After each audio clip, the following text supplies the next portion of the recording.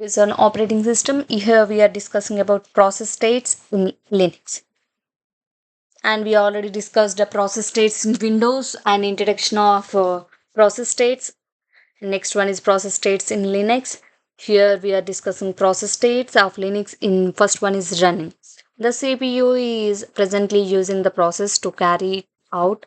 It may be in the state of waiting for the CPU or activating operating. Interruptible sleep. The process is in a state of waiting for requirements to be satisfied, like the completion of input or output or the availability of a resource. Signals have the potential to stop it. And uninterruptible sleep.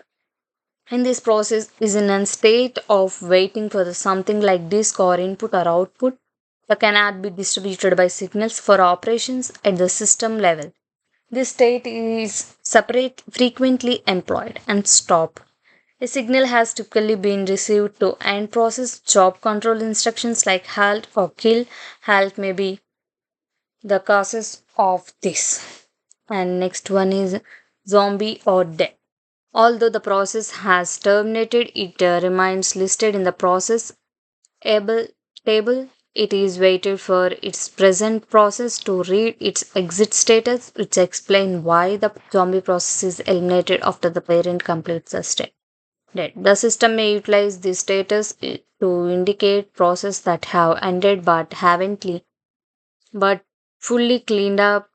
Although it is common state in the official document, it does occur occasionally. Here you can see the diagram of the Linux.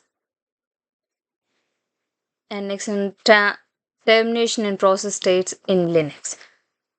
Termination one, first one is running to interruptible sleep. Triggered when a process is susceptible to signal interruptions and must await it for an event or resource. Next one is interruptible sleep to running. Happens when the resource or event that is process was waiting for arrives. Interruptible sleep. Interruptible sleep to uninterruptible sleep. This occurs when a process is waiting on a resources that can be interrupted. Uninterruptible sleep to running expires when the resources it was waiting on is made available. And next one is running to stop. Triggered by job control commands or by receiving a stop signal. And stop to running state occurs when a job control command or continue signal such as signal is given to the process causing to the stress and running to zombie. The process when a process completes its execution but it's still waiting for the parent to read its exit status, preventing it from being deleted from the process. Zombie to terminated occurs when the process cleanups a zombie process after the parent's process read the exit status. And next one is trigger in process states in Linux. Running in same you can see the transactions running to interruptible sleep. Trigger either a signal wakes the process up or event process resources it was waiting for become available. Interruptible sleep or running. The there comes a point of processes where it has to be wait for something non-interruptible like hardware input or output. Interruptible sleep or to uninterruptible sleep. There comes a point in the process where it has to be wait for something non-interruptible like hardware or input or output. Uninterruptible sleep to running. The resources that the process was awaiting becomes available. Running to stop. A job control instructions or stop signals are issued to the processes. A continuous signal such as SIGCONT is sent to the process or job controls commands such as shell commands resume it. Running to zombies. The parent process has to be read the process exit state even though it has finished executing and is not yet preparing the benefits. Zombie to terminate. By reading the child process exits the parent process enable the operating system to terminate zombie process. Next thing is transaction in memory access. Here you can see signals and their transition. The goal is to halt a process and in transaction a process goes from the running to a stopped state upon receiving SIGSTOP The process cannot ignore catch or the signals. Example uses the job control method shells such as control Z frequently use the signal. SIGCONT. Resuming the paused process, it is purpose.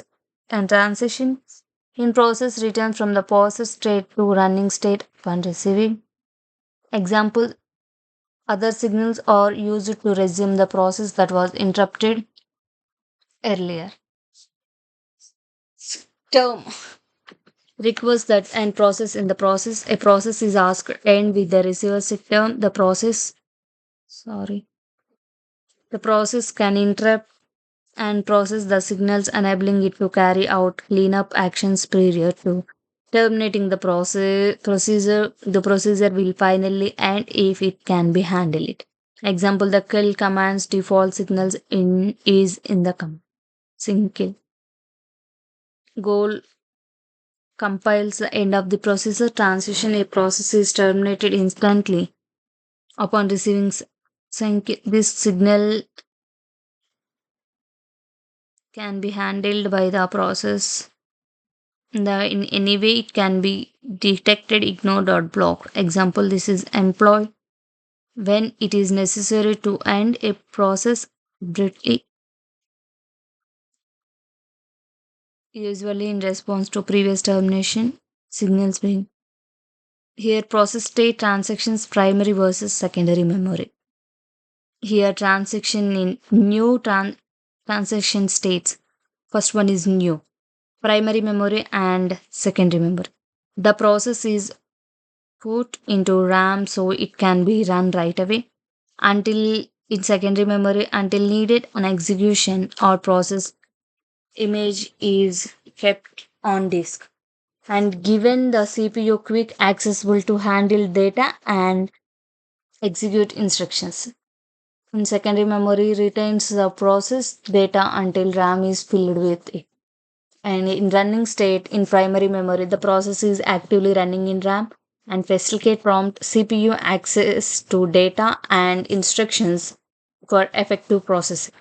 And in secondary memory, not directly involved, however, if more data needs to be loaded, it would be possible to access secondary memory.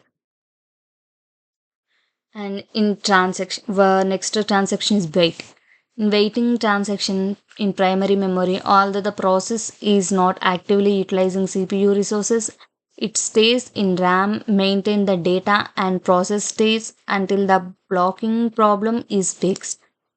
And in secondary memory, if a RAM needed to be freed up, the process may be switched to disk. And next one is the goal is to store process data temporary until it can be moved back into RAM. And in ready state, the process uses RAM to wait for CPU time and make sure the process can be accessed quickly when it is scheduled to exit. And in primary memory and in secondary memory, in the event that RAM is fully processed, may be sent to disk and other terminated when they are ready and controls RAM consumptions by putting operations in temporary storage and terminated. The RAM is computed to make room for process memory and clean RAM to so that the process can use it. And in secondary memory, the process saves any files or data it creates a disk, maintains output files and data that must be saved for the future use. And here memory management techniques. First one is swapping, tagging, and file access. In swapping primary memory, by shifting complete programs to disk storage or RAM can be free up. And by the temporarily deleting less active programs, more can be loaded into RAM. And in secondary memory, stocks replace processor until requires once more and store data that can be swapped back in needed, acting as a RAM overflow. And in pagging, for the effective memory use, divided RAM into fixed size chunks or pages, and by enabling a non-contiguous allocation and retrieval, it aids to memory management. And in secondary management, stores pages not in RAM at the moment, gives the pages that can be switched in and out of the RAM more room. And file access in primary memory, short term storage for the data that is being ready or processed at the moment.